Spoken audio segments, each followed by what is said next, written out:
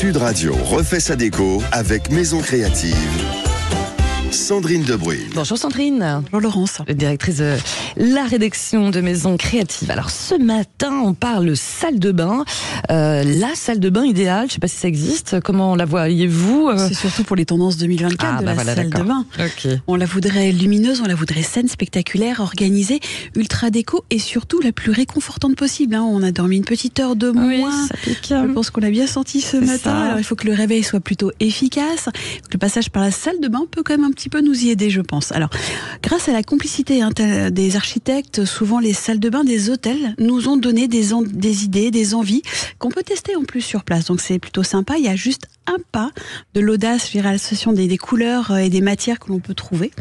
Et puis, on peut surtout les en inspirer pour faire de même à la maison. Bon, la prochaine fois, dans les hôtels, on regardera ça de plus près. Alors, quelles sont ces idées si faciles à adopter chez nous, Alors, Sandrine? les revêtements géométriques vont animer visuellement la salle de bain. Vous pouvez miser sur une profusion d'imprimés, de couleurs vives, de teintes un peu psychédéliques, grâce à des carreaux de ciment revisités. Vous n'êtes pas obligé de tout casser non plus. L'idée de et ça, dans la douche, ça fonctionne très très bien. Vous pouvez aussi vous offrir un miroir un peu décalé pour accentuer l'effet waouh devant votre vase, et ça va tout changer en fait. Vous oubliez les petits formats classiques, trop convenus, place aux objets de forme libre, des formes ovales, un petit peu organiques, donc un petit peu décalées, un miroir en forme d'arche justement, où tout le contour ressemble un petit peu à un tube de néon version années 80, ou alors un design un petit peu gonflé, un petit peu ballon, et là vous avez comment dirais-je, un effet assez amusant. Le matin, vous vous réveillez, voilà, vous avez un petit cadre autour de votre tête.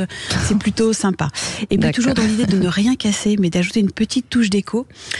Pensez aux appliques en fait. Ah, les appliques dans la salle de bain. Bon, plutôt lumière douce, c'est mieux au réveil. Je sais pas, vous avez préféré une lumière douce, une lumière blanche? Oui, tout à fait, plutôt doux. Justement, quel autre style on peut donner, quelle autre idée, quel autre style on peut donner à notre salle de bain alors? Dans les tendances 2024, on a plutôt un corps en acier qui peut aussi bien s'installer à la verticale qu'à l'horizontale. On a une applique en fait qui peut aussi servir de tablette, ça c'est hyper pratique. Elle diffuse une petite lumière partiellement opalisée. Là pour le coup, vous qui aimez la lumière douce, c'est parfait. Vous la trouvez chez Obad. Vous avez aussi la version céramique un petit peu globe opaline. Alors imaginez 3 petits éclairs au café alignés, tout simplement. Petit, le grand au milieu, plus petit après. Donc c'est assez bombé, c'est assez joli. Et au milieu, justement, la boule. Donc c'est très très déco, ça donne un petit style assez sympa. On trouve ça chez Causin. Et puis la version carrément bijou, en fait. C'est un métal doré, inoxydable, une finition brossée. Vraiment, on a une espèce de jour assez feutré. On voit clair, évidemment. Et puis, c'est assez original. On a ce petit côté un peu art déco chez NV Galerie, en fait. D'accord, bien noté. Donc vous parliez réconfort, Sandrine. Alors la baignoire, est-ce que c'est obligatoire ou pas? C'est pas forcément écolo non plus. Vous avez déjà la réponse, effectivement. La minute détente est passée sous la douche en fait. Allez, la douche. Parce que elle est devenue très fonctionnelle. On a la pluie, alors pas celle de dehors évidemment.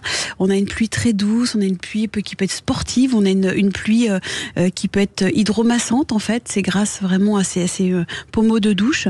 Elle peut apaiser surtout les tensions à la fin de la journée. Et puis surtout faire oublier les petits soucis quelques instants. C'est bien de penser aussi dans la douche à mettre un banc. C'est assez pratique, on peut se poser. Lire le journal, peut-être. Je sais pas. Mais sincèrement, c'est une grande tendance 2024 d'avoir un petit banc. Et puis côté verre, paroi douche, là, franchement, c'est le côté déco.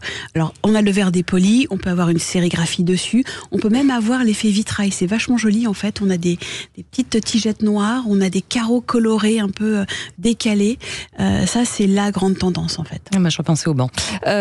Pour terminer, quels sont les autres critères de bien-être déco pour vous, alors, dans la salle de bain? Rapidement, je vous dirais que le style industriel fonctionne grâce à ces petits accessoires noirs chez Burbad. Le noir reste mystérieux, il reste précieux dans la salle de bain, c'est un petit côté sophistiqué.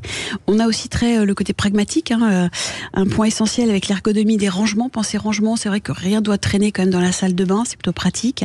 On a le design cannelé aussi sur les petits meubles, qu'on peut retrouver évidemment dans la cuisine et autres. Mais ça, c'est une grosse tendance.